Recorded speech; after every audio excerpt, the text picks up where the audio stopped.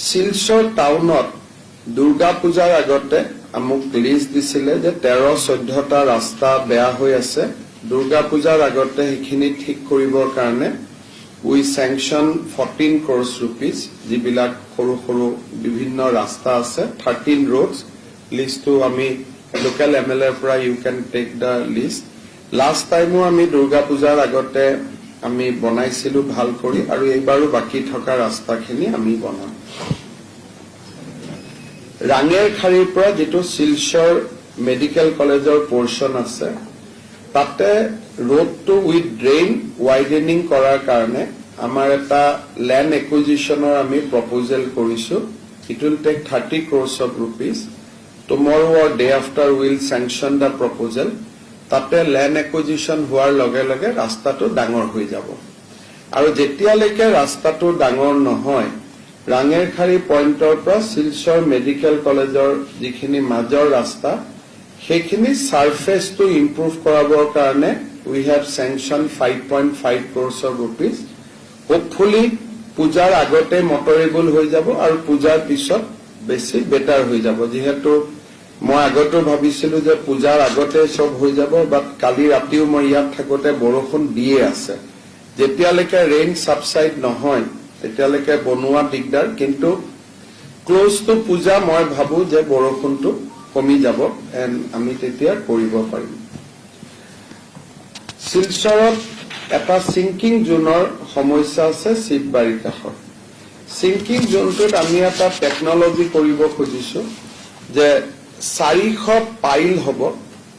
আৰু 400 পাইলৰ ওপৰত এটা আৰসিসি স্ল্যাব হ'ব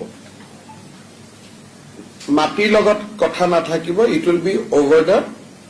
soil তাৰমানে এতিয়া আৰু মাটিটোৰ লগত এটোত কথা নাথাকিব a plate RCC plate will be constructed আৰু there will be 400 piles 400 পাইলৰ ওপৰত there will be a plate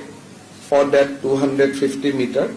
আৰু প্লেটৰ ওপৰতে গাড়ীটাৰি গৈ থাকিব তলত মাটিটো থাকিব rig has already come মেঘালয়ত স্টাৰ্ট হৈ আছে I think next 10 days of come to start হৈ যাব and